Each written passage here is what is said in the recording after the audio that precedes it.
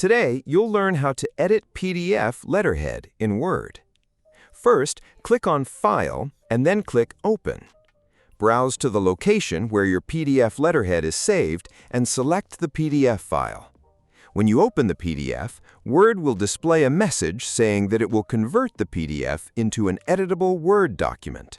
Simply click OK to continue. Word will take a few moments to convert the file.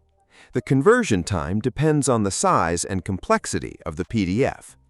Once the process is complete, you will see the contents of the PDF inside Word.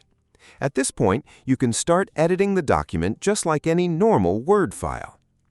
If your letterhead contains text, click anywhere on the text and make the necessary changes.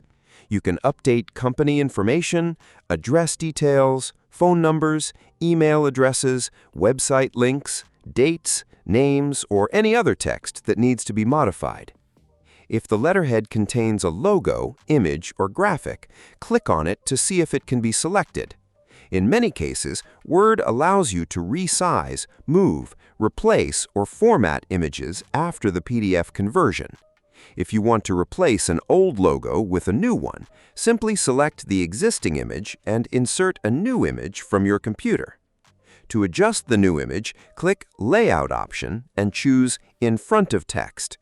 After that, you can freely resize the image and change the image location as you need. After making all the required changes, carefully review the document. Check for spelling mistakes, incorrect information, missing images, or formatting issues. It is always a good idea to compare the edited version with the original PDF to ensure everything looks professional.